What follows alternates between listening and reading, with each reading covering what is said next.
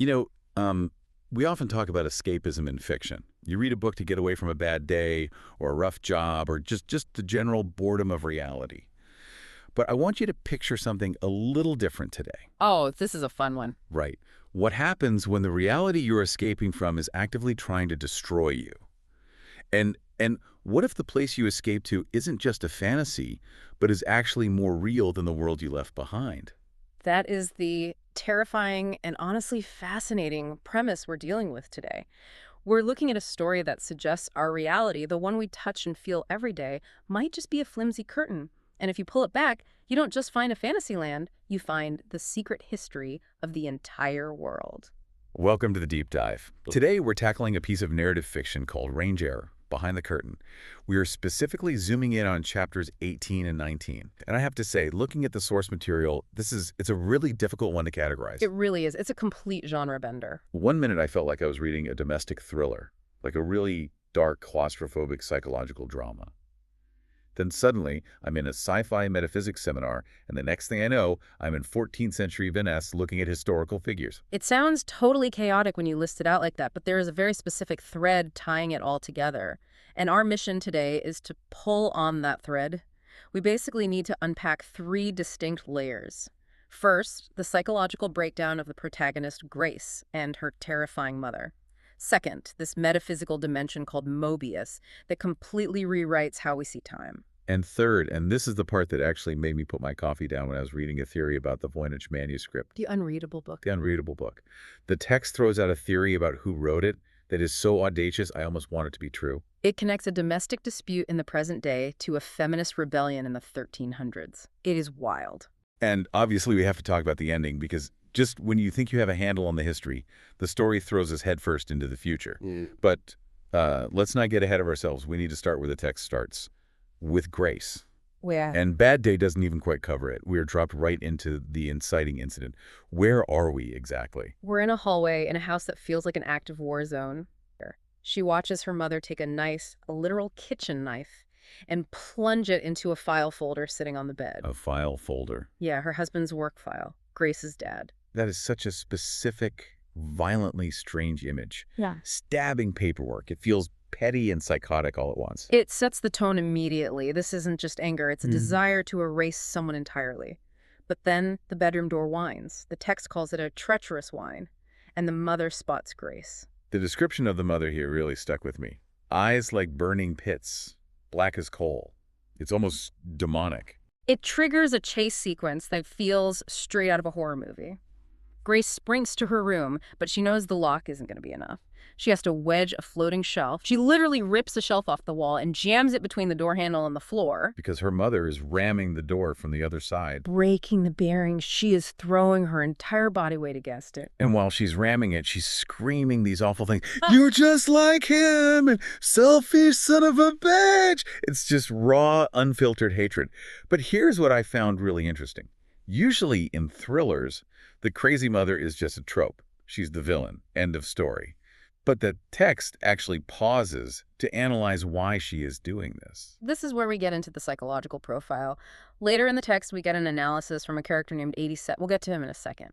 But 87 breaks down the mother's psyche in a way that's arguably more disturbing than the violence itself. What's the diagnosis? Because to me, it just looks like pure, unadulterated rage. 87 argues that the mother hates Grace specifically because Grace is biologically programmed to love her. Wait, break that down for me. She hates her daughter because her daughter loves her.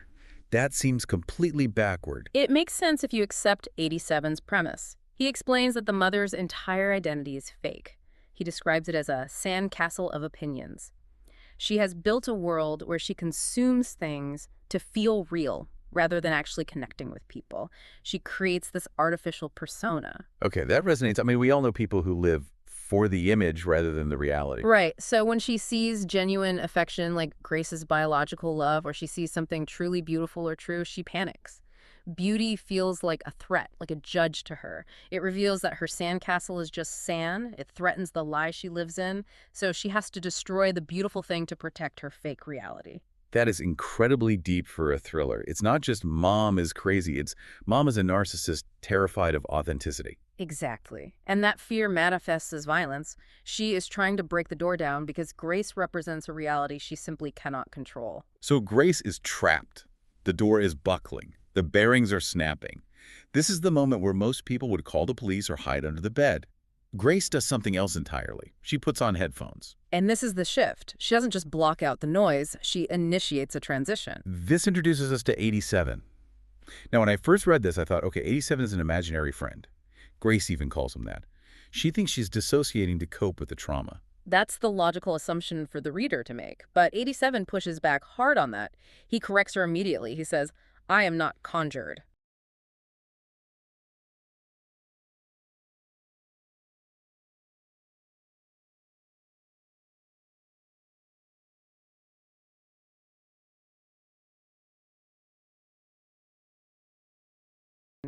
He tells her he is in her head, but he is not part of her.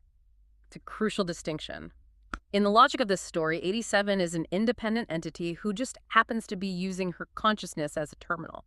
And he's not exactly a warm and fuzzy therapist, is he? Not at all. He actually calls Grace skinny, annoying, and slow on the uptake. What a charming guy. But there is a protective streak there. When Grace realizes the depth of her mother's hatred, when 87 explains the whole sandcastle concept, the text says 87's expression sobers. He validates the pain, but he doesn't let her wallow in it. He's like a tough coach. He basically says, yes, this sucks. Yes, she hates you. Now let's move. And where does he take her? We need to talk about Mobius, because the text capitalizes it. It's a proper noun. What is Mobius exactly? Think of Mobius as the backstage area of the universe. The text calls it an overlapping space. It's a dimension connected to fundamental order. So it's where the rules of reality are written. Or where they're stored, yeah. 87 explains that this space is usually accessible to people who have a connection to fundamental wisdom. You know, monks, mystics, deep thinkers. But this is a gritty detail I really loved. He admits it's getting crowded with the wrong crowd. The drug users. Right. He says people on high-class psychedelics or illicit narcotics are leaking into Mobius. That makes a weird kind of sense. If you think of consciousness as a frequency, the drugs change the dial just enough to pick up this other station. Exactly. The drugs alter their neuropathways. So you have this dimension that is supposed to be for fundamental wisdom, but it's full of confused junkies and coma patients who are just drifting around in it. 87 actually complains about it. He finds it super annoying. I just love the idea of a metaphysical entity being annoyed by tourists in his dimension. It adds a layer of mundane bureaucracy to the magic, doesn't it? It grounds it. It really does. So 87 takes Grace through a door in Mobius. They leave the bedroom, leave the screaming mother, and suddenly the smell changes, the light changes. They aren't in Kansas anymore. No. They're in 13th century Italy, specifically Venice. Now, usually when we see Venice in movies, it's romantic. Gondolas, sunsets, violins. That is not how the text describes it here. Not even close. 87 points out the reality. He calls it a floating city rising from mud and water. He highlights the cutthroats and the filth. It's a place of commerce and crime, not just romance. It feels dirty and real. And Grace and 87 are invisible, right? They're like ghosts. The text compares them to Orson Welles viewing immersive stills. They can see everything, hear everything, but they cannot interact. They are strictly observers. Who are they watching? A man named Thomas de Pizan and his young daughter, Christine. Okay, history buffs might perk up their ears here. But for the rest of us, who are these people? Are they fictional characters in the story? No, these are real historical figures. Thomas de Pizan was a physician and an astrologer, a very learned man, and Christine de Pizan is widely considered one of the first professional female writers in history. So the story is grounding its wild sci-fi metaphysics in actual historical fact. It anchors the metaphysics perfectly. We follow them as they move from Venice to Paris because Thomas gets a job as the court astrologer to King Charles V of France. And this isn't exactly a peaceful time to be in France. It's the height of the 100 Years' War. The text mentions the tension. King John II had been taken hostage. France had lost massive amounts of land to England. It's a high-stakes, highly dangerous political environment. And little Christine is growing up right in the middle of it, the royal court. It sounds fancy, but through her eyes, it seems really disappointing. It's entirely disillusioning. Christine is brilliant, and she's surrounded by what are supposed to be the greatest minds of Europe, but she realizes they are mostly frauds. The text mentions they parrot lively mods. I had to pause on that phrase. Lively mod. It's a fantastic turn of phrase. It refers to modes of thinking, fashionable opinions. Basically, these men are just repeating the medieval equivalent of viral tweets or buzzwords. They don't understand the concepts, they just know the right things to say to sound smart. Empty suits, basically. Precisely. And worse than being empty, they are viciously misogynistic. Christine hears them saying things like, women are the gateway to hell, or that women exist only as seducers and playthings. Imagine being a brilliant young girl hearing that day in and day out from the so-called wise men of your era. It would be suffocating. But she has an outlet. Her father, Thomas, he doesn't buy into that nonsense. He teaches her everything: medicine, astrology, politics. But here is the key detail for our mystery. How do they communicate when he is away? This is the setup. They use a code. A private language derived from cryptography, riddles, and puzzles. Originally just to keep her entertained as a kid, but also to keep their correspondence private from the prying eyes of the court. So you have a father and daughter writing to each other in a made-up cipher that literally only they understand. Correct. Keep that in mind because that is the pivot point of the whole theory. Okay, moving the timeline forward. Christine grows up. She marries a man named Etienne. She's happy. She's writing in the secret code every day. The text mentions she compares women to medicinal roots. Vital, holding the earth together, but unseen underground. Which is a beautiful metaphor for her own life at that point. She is vital but unseen. But then, disaster strikes. In quick succession, her father dies. Then her husband dies of the plague. The plague. The Black Death. The very one. So suddenly, Christine is a widow with 3 children, no income, and she is fighting lawsuits just to get her husband's inheritance back. She is desperate. And in the chaos of moving and dealing with the estate, something goes missing. Her diary, her cryptographic journals, the ones written in the secret code she invented with her father. And this is where 87 drops the bombshell.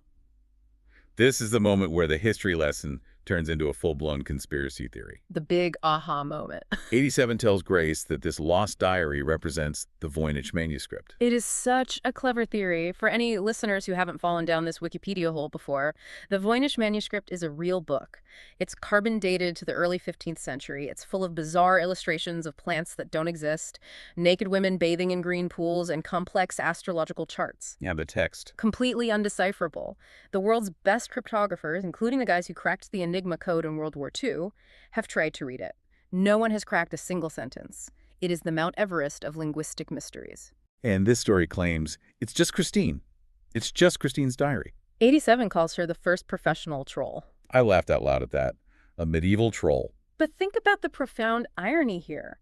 For 600 years, men, mostly men, have been obsessing over this book. They think it contains the secrets of alchemy or the elixir of life or alien contact. They have projected all this superior talk onto it. And 87 says it's actually just a woman writing about her own body, herbal remedies, and the struggles of being a widow, written in a code designed specifically to keep men out. It reframes the mystery entirely. It suggests the book isn't unreadable because it's too complex for us. It's unreadable because we are looking for the wrong things. We're looking for magic, and it's actually just privacy. And the text points out that Christine didn't stop there. She eventually stopped using the code altogether and wrote The City of Ladies in plain French. Which is a foundational feminist text in real life. She basically said, okay, I'm done hiding. Here is what I think. She gave the world the answers in plain language, but the world ignored the clear text to obsess over the secret one. That is a savage critique of academia, honestly. We would rather solve a puzzle than listen to a woman's actual voice. It really is. And it links right back to the sandcastle of opinions. The men of history built a sandcastle around the Voynich manuscript, ignoring the simple reality of what it actually was. So Grace is watching this all unfold in Mobius. She sees the connection between her own hidden life and Christine's. But she has to go back. She returns to her body, back to the bedroom with the barricaded door. But the experience has changed her perspective. She lies on the floor and she starts thinking about consciousness. She develops this Russian doll theory. I want to dig into this because it feels like the philosophical core of the deep dive today. What exactly is the Russian doll theory? She visualizes reality as layers. At the very center, there is a nucleus of the universe, a central processing unit, energy. The fundamental order 87 talked about. Right. And everything else ripples out from that like layers of a nesting ball, the atoms, the cells, the humans, the planets. She realizes that the patterns constantly repeat. The way an atom behaves is incredibly similar to how a solar system behaves. As above, so below. Exactly. She sees that everything is confined to its domain but connected to the exact same source code. Whether you are a queen in France or a girl trapped in a bedroom, you are running on the same energy. It makes her feel less alone. And much more significant, she isn't just a victim, she's a layer of the cosmos. But 87 reminds her that not everything is benevolent. He mentions those leaks again. He says some entities drift too far from their domain. He's warning her. Mobius isn't a playground, it's a system. And systems have glitches. Which brings us to the cliffhanger. Grace falls asleep. 87 is guarding her, which is surprisingly touching considering he called her annoying earlier. He's shielding her from the sound of her mother still hammering on the door, which, by the way, is terrifying. The stamina of that rage is horrifying. But Grace's mind drifts again. She doesn't stay in the room. She goes forward. To the year 2030. The text gets very specific here. A rural English town near Cannock Chase. And she sees a girl. Red hair, green eyes, freckles. A mirror image of Grace herself. But the context is completely different. Someone calls this girl Annika. And Grace, observing from the Mobius perspective, identifies this child as King. King, that's a heavy title. The text describes this future figure, Annika, as the woman who will eventually establish a global technocracy. Whoa. So we went from domestic abuse to medieval diary keeping to world domination. That's the range error promised in the title. The scope just exploded. Grace is looking at a child who might be her future self, or a clone, or a descendant who is going to rule the world. And the text says, our Grace is looking at this with the perspective of a stoic middle-aged woman. So she's viewing this from even further in the future. It implies a time loop, or a split timeline. Grace tries to zoom in. She wants to overlay her DNA with this girl, Annika. She needs to know, is this me, or is this a copy? And that's where it ends. Range error. She's checking the genetic structure. It leaves us with a massive question about identity. Is Grace the origin point of this future technocrat?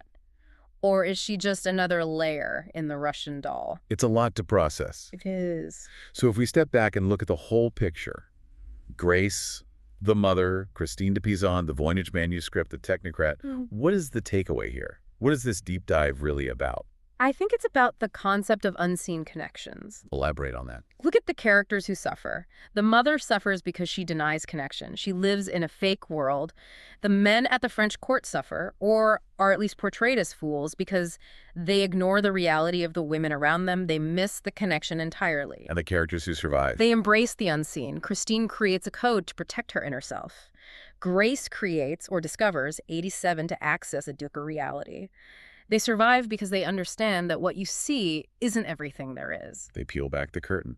Exactly. They recognize that the sandcastle of opinions, whether it's a mother's ego or a historian's theory about a manuscript, is incredibly fragile. The real power is underneath. It makes you wonder about our own lives. Yeah. We walk around thinking our reality is completely solid. But if 87 is right? If 87 is right, then the voice in your head might not be imagination. It might be collation. That is the thought I'm going to be stuck with tonight. If time is fluid in Mobius, and we can meet our future selves or historical figures, how much of our current reality is just a sand castle of opinions waiting to be washed away? What if our invisible friends, or our gut instincts, are just versions of us, collated from a different time, trying to nudge us in the right direction? Or trying to stop us from becoming a king of a global technocracy. Or that. Let's really hope it's not that. Let's hope. Well, this has been a trip. From the 14th century to 2030, and we never even left the bedroom.